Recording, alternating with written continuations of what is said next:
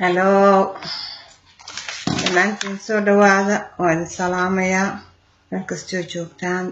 Waxaan ku salaamayaa magaca Rabbigayga Ciise Masiix, Soomaalida oo dhan iyo ummadda kale oo dhan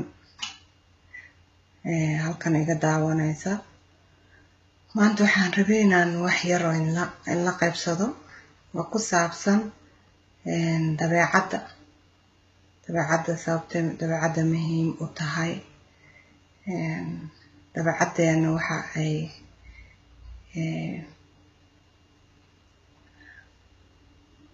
ay sababto ku xirnaanshaha xagga Rabbiga. dabeecadda qofka masiixiga ah looga baahan yahay aan ka hadlayaa. haddii Ilaahay ila garab galo, marka ugu horeysa waan tukanayaa. Rabbi oo Ilaahayo ila garab gal. waxaan doonayaa Rabbi oo Holy Spirit-kaaga igu hogaamiyo ay ii sahlanaado. intaas aan wax ku weydiisanayaa magaca wiilkaaga kaliya quduuska Jesus name, amen.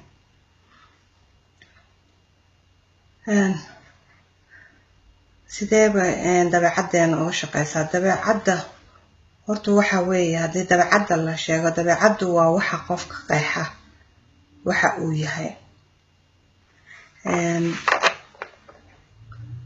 taasoo ah waa waxa dadka naga arkaan oo dhahayaan qofkan saas buu yahay ama dabeecaddiisa waa saas.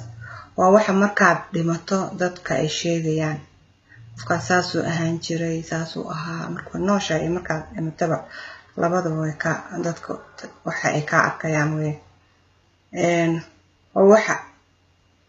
waa waxa aad tahay ama aan ahay. waa wax muhiim ah oo aad adiga kaliya leedahay. su-aasha laakiin isweydiinta mudan waxa weeye, dabeecaddeena maxay tahay? ma dabeecad ku habboon baa adeegidda Ilaah, qofka wax ama Ilaah la joogidda ama Ilaahay aaminsanaanshaha ma ku habboontaa dabeecaddeena? qof kasta waxa uu ku jawaabayaa haddaa su-aashaan isweydiino, haa, anigu waan dabeecad wanaagsanahay, waa wax wanaagsan. qof kasta saas isku arkayaa, sababtoo ah qofka iskuma jeedo. waa run arrintaas. waxaa dabeecadda waxay leedahay laba karakter, laba dhinac. dhinac aan ku wanaagsannahay iyo dhinac aan ka liidano. dhinaca aan ku wanaagsannahay kasta wuxuu leeyahay dhinacaan ku liidano, sababtoo ah dhinaca wanaagsan Ilaah baa naga isticmaala. dhinaca aan wanaagsan oo weaknesskiisa ahna shaydaanka ayaa naga isticmaala. dabeecaddeena fiican Rabbiga isticmaala. dabeecad meeshana xun, example qofka bini-aadanka ah haddaan tusaale usoo qaato, wuxuu leeyahay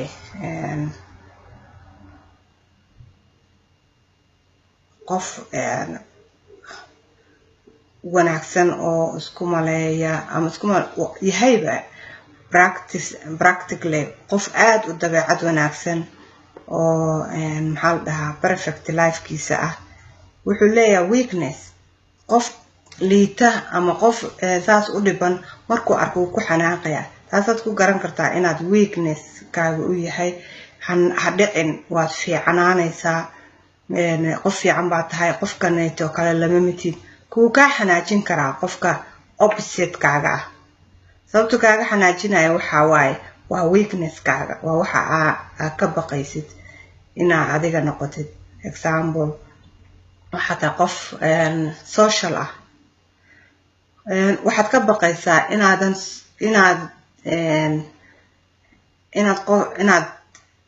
keli noqotid.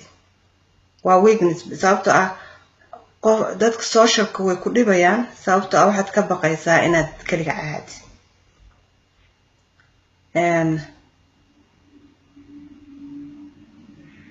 laba dhinac oo beel tahay qofka bil aadankana laba ruux baaba ku dhex jira ruuxa rabbiga iyo ruuxa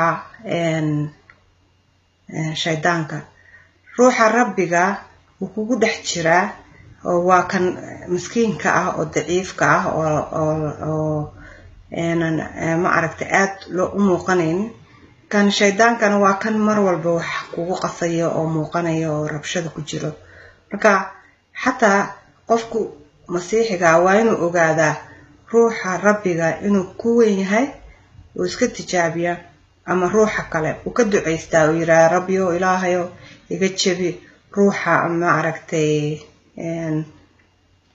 ruuxa shaydaanka iga jabi ruuxaaga ha igu weynaado jaceelkaaga ha igu weynaado tarastigaaga ha igu weynaado soo marka si aad u ogaatay karakterkaaga ayaa kan wanaagsan uu ku wanaagsan yahay kan xun waad ka duceysanaysaa waana iska tijaabisaa hadaad iska tijaabin hadaadan aqoonina rabbigaa la dhahaa rabbiyow tusi waxaan ku xumahay iyo waxaan ku fiicanahay ii muuji baa dhihi kartaa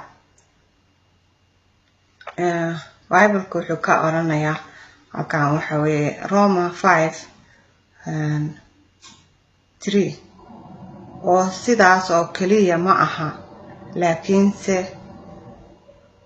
waxaynu ku faraxnaa dhibaatooyinkeenana inagoo og in dhibaatadeenu dulqaadasho keento dulqaadashadeenuna aqoonta dheerna rajadeenuna inama ceebayso maxaa yeelay jacaylka ilaah baa qalbiyadeena ku dhex shumay oo waxaa ku shumay ruuxa quduuska oo ah kana la siiyay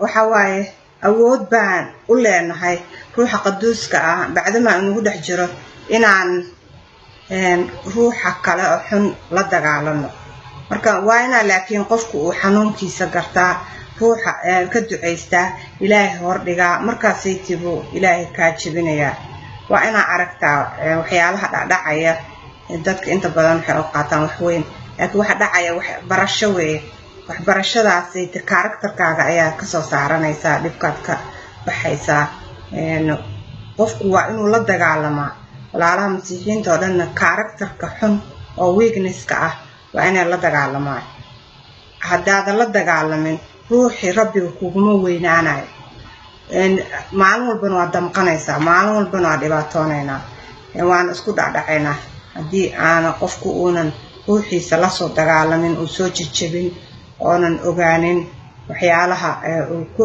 xun yahay iyo waxyaalaha ku wanaagsan yahay kaliya waa fiicanahay sidii hore dabeecadii hore lama rabo haddii ninkii hore old person la dilin ma new person ma noolaan karo soo ilaahayna waad ogtihiin wuxuuna yiri waad cusboonaanaysaa waxaa noqonaysaa new person qof cusub baa noqonaysaan soo new person intaan la noqon waa inaa old personkii la jajabiyaa oo la tuuraa oo ma aragtay xabad loo soo qabtaa ka qofku waa inuu dabeecadiisa la soo dagaalaa la soo waxaysmaa hadduu rabo inuu rabbiga ma aragtay ruuxiisa nooleeyo waa qof kasta aniga ay saaran tahay qof kasta walaal ah ay saaran tahay ilaahay haddaan raacna waxaan ognahay inaan rabno sidiisii inaan u soconno waa inaan ogolaanaa inaan safar garayno waa xanuun meelaha qaarkood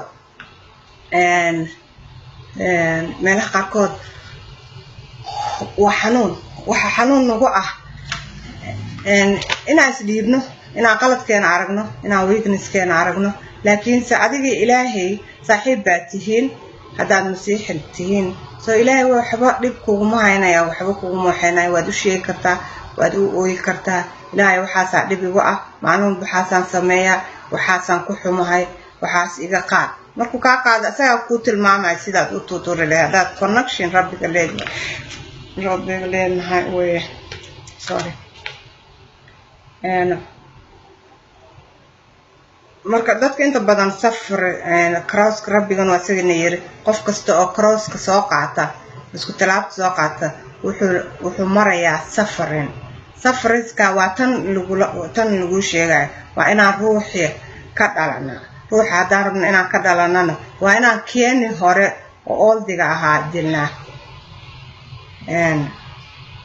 waxaan u malaynayaa xoog marka dambe waxaan gaaraynaa markaan kan old personka oldigeena ahaa oo wax danqananaya oo dhaawacmaya ooynaya oo dhibaataysan oo ma aragtay ka bixaynin jawaab la waxba arkaynin meel kasta maraya oo aan rabbiga xataa birito la dhahaya waa kuma qofkan ii ooynaya oo dhahaya rabbiyo intii nala inkiri lahaa waa inaan xabad u qabanaa dabeecadeennii hore dhaqankeennii hore caadadeennii hore inta kale waxaad ku keeni kartaana waa karakterkeena oo baarno kaliya furaha meeshaas un weeye meesha laga geli kara aniga ila tahay waana run rabbi wuxuu yiri dabeecadihiin hore tuura cusboonaada new qof noqda new qof waxa lagu noqon karaa dabciidii hore inaan tuurno haddii ay tahay been hadday tahay dabeecad kale hadday tahay dil hadday tahay qof oo dunida weli wax ka wadwata ilaahay lama joogay adag tahay ilaahay nagu toosiye inuu nala garab galo waana xanuun marka xabad aad ku raadinayso laakiin awood baa haysanaa haddaan masiixiyanahay oo ilaah baa na siiyey inaan u dhiibno culayska oo dhan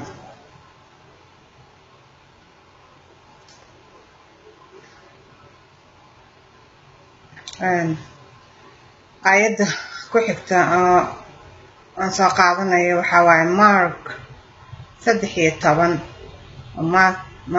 Matthews Soomaalidu taqaano Marcos taqaano 13 Bible-ka dadka oo dhan ayaa magacayga aawadiis idiin nabcaan doona laakiin kan ilaa iyo ugu dambeynta adkaystaa wuu badbaadi doonaa safrinta waxay ka mid tahay ciyaalahaas waa la dhinacayaa waa lagu tuurayaa waa lagu xeenayaa marka dadku waxa ku kalifaya inay wili isku dhex qasnaadaan waxa waaye waxa laga baqayaa in lagu tuuro in lagu diido in lagu reject gareeyo laakiin ilaah baaba kuu sheegay inaad maraysi taasoo dhan oo dartiis lagu silcinayo lagu waxeenayo laakiin haddaad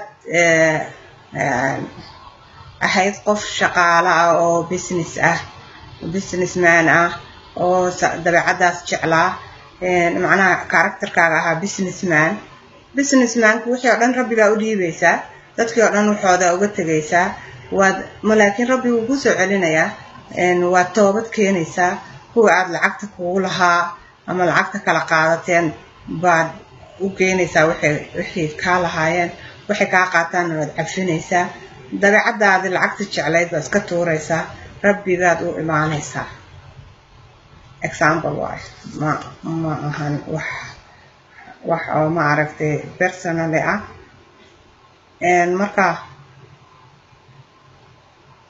waa inaad ogolaataa safarinka wax inaad weysay oo wax weyso oo wax ka tagto waa inaad ogolaataa daarati ruuxa inaad ku noolaatid karakterkaagana dabeecadii hore waa inaad ka tagtaa haddaad ka tagin rabbiga iyo connectionkiina iyo karakterkan oo ninkii hore ah ma kula joogi karti mana kula wixi karti walaalayaal masiixiyiinta waxaan kula talin lahaa dabeecadii hore hala tuuro dabeecadii halala dagaalamo si xabad loo soo qabto oo loo tuuro dabeecada runta ah way adag tahay inaan ogolaano inay run tahay laakiin waa kan dadka naga arkaan marka aynu wax dhacaan dadka ingiriisku wuxuu dhahaa action speak to louder than word haddaan maanta oo dhan dhehaysa qof miskiina ahay qof waxba dulmiye ma ihi laakiin dulmintaada la arko marka actionkaaga ayaa kaa xoog badan marka la dagaalan ilaahay intaa weyn lahayd la dagaalama waxyaalaha actionka dabeecadda oo xun oo ma aragtay ha u malaynay xataa bini'aadanka ku arkay maxaa u malaynaysaa rabbigii ilaahay ahaa oo ku abuurtay oo ku yaqaano oo qalbigaaga ku dhex jiro ma ku ogaan karin dabeecadii hore la iska tuuro haddii la rabo Ciise Masiix in waxay si kasta daad ugu digrisid rabbiga hadaladiisa oo dabeecadii hore la wato aan tinso in arkeen rabbi Ciise Masiix wuuna noo sheegay ma waxba nooma qarin waxaan haysanaa awood aan uga shaqeyno taas oo ah awooddaas waxaan haysanaa awood aan uga shaqeyn because awoodda ruuxa quduuska ahayd baan haysanaa ilaahay baa noo dhiibay oo ilaahay baa na siiyay awooddaas waana ka adkaan karnaa ha u malaynina xanuun inay tahay mar haddaad dhiibtid si sahla ayay u jabaysaa waa in kaliya aad dhiibtaa oo ka tagtaa oo haddii ilmo lagugu qabsado inaad dhiibtid waay haddii xoolo lagugu qabsado inaad dhiibtid waay haddii liidarnimo lagugu qabsado inaad dhiibtid waay haddii maxaa la yiraahdaa ninkaagi ku qabsado waa inaad dhiibtaa wax kasta waa inaad dabeecadaheen ma nihin sidii hore sidii dad u dhaqmaya hadda waa opposite sida dabeecadda runta anintan igu adag waxay ahayd dabeecadda runta oo rabbiga uu rabo inaan ku dhaqanno maaba ogeen waxaan ku dhahay rabbiyo see waa dabeecadda anaga awal wax si aan u helno waxbaan shaqaysan jirnay si aan usoo helno no wax sidaa u heshid waa inaa wax dhiibtaa waa inaa wax loos garaysaa kitaabka waxaa ku qoran qof kasta oo darteed wax u dhumiyo wuu heli doonaa so wax dhuminta waxaa weeye wax kastoo lagu qabsadaa ka tegaysaa wax walba oo dabeecadii ku dhibaysa baa ka tegaysaa wax kastaad ka shifaysaa inaad gardarantaad sheegaysaa karakterkaaga la diriraysaa marka dambe caadi bay kuu noqonaysaa laakiin waa inaa power of God weydiisataa inuu kula sameeyo because anaga kaligeen ma samayn karno midda kale aan ku ogaan karno waa sida aan wax u sameyno qofka hadduuna jecel lahayn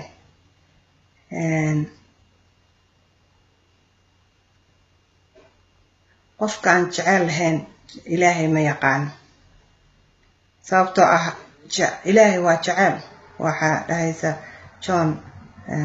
Johnka koowaad ama Yaxaana koowaad 4:8 anyone who does not love does not know God because God is love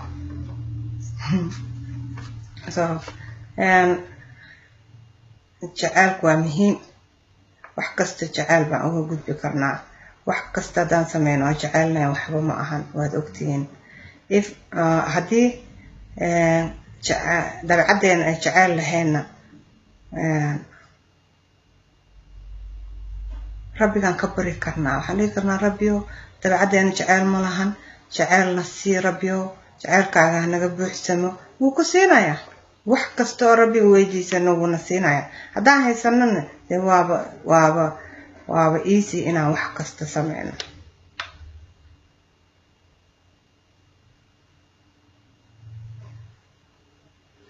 qof kasta oo wax wanaagsan sameynaya oo colaad buu jacayl hadduuna haysan shaydaankii xaggii jacayl ma haysatay ilaa xagga colaada kugu kicinaa marka ma ka guuleysanaysa wax kasta oo sameynaysa so jacaylku waa muhiim dabeeciyan iyo dhaqanaan qofka waa inuu jacayl badan oo wax uga gudbi karo haystaa way adag tahay weli bini'aadanka jirkaan ku dhex jirnaa laakiin jacaylku wuuna caawinayaa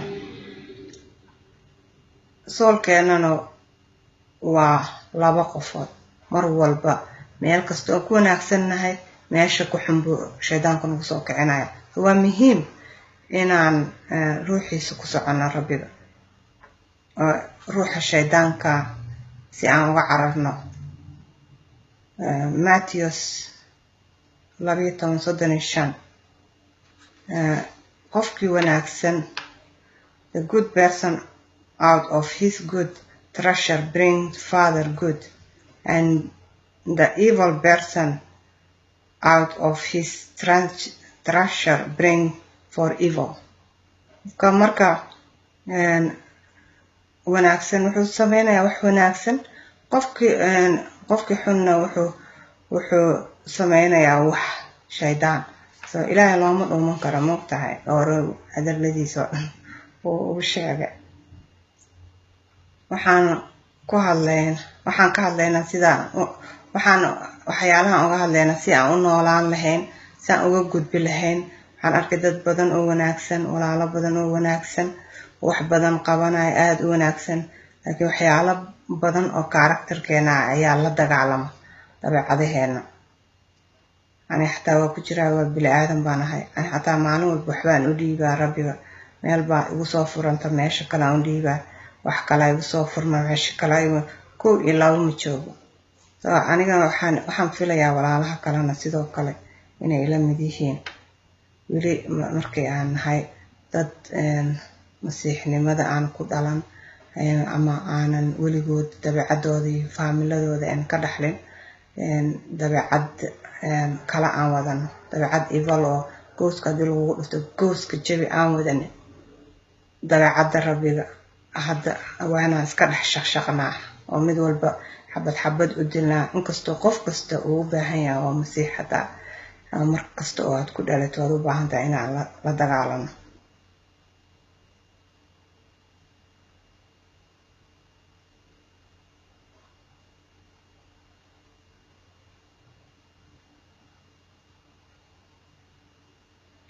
annaga si kasta anagoo wanaagsan oo masiixnimada ku dhaqmayna wax walba waxaan baan haddana aan qaldanaa. maalin walba meel baan ka dhacnaa, laakiin ma qaldamayna. ma aha waxaa muhiimada karakterkan xun oo ilaahay naga dheereynaya, oo ilaahay naga reebaya. qof walba uu is ogyahay wuxuu ku xun yahay, ku wanaagsan yahay. halala diriro oo rabbiga hala hormariyo, oo rabbiga hala adeeco. karakterkana hala jabiyo. waa muhiim. aniga waan arkay, waxaan islahaa jacayl oo dadka dhan, ummadda dhan baan jeclaa. ummadda waxaan ka jeclaa ma lahan, wax iga jacayl badan ma lahan. dadkayga dhan waxay ugu tilmaami karaan qof wax jecel, laakiin jacaylkii aan aqaanin jacaylka rabbiga waa kala labo. karakterada aan u malaynayna inay wanaagsan yihiin iyo karakterka rabbiga waa kala labo. dabeecadahan iyo dabeecadaheeni hore, dabeecadda rabbiga hadda ha laysku fiiriyo.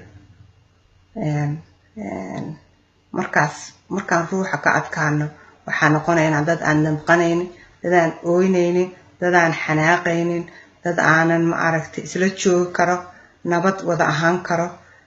maxaa la yiraahdaa dee koraya oo hal mar gacmaha is wada qabsan karno, inkastoo kulligeen aan isku wada baahannahay siduu rabbigana dhahay. marka qof walba hala soo diriro dabeecadiisa qaaska ah si uu ma aragtay kaniisada u kabo.